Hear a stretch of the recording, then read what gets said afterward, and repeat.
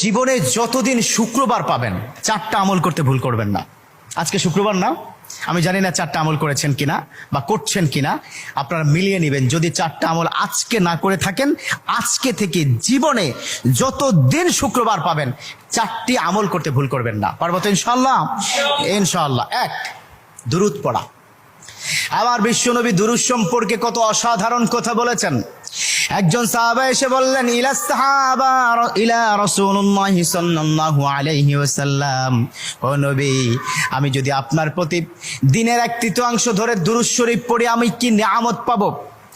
বিশ্বনবী বললেন, তুমি যদি দিনের 1/3 ধরে আমার প্রতি দুরূদ শরীফ পড়ো তোমার জন্য বিশাল উপকার হবে, আরো বাড়িয়ে পড়লে তোমার জন্য আরো ভালো হবে। সাহাবা মহা খুশি হয়ে গেলেন, ইয়া রাসূলুল্লাহ, আমি দিনের অর্ধেক সময় জুড়ে যদি আপনার প্রতি দুরূদ শরীফ পড়ি তাহলে কি হবে? বিশ্বনবী বললেন, এটা বিশাল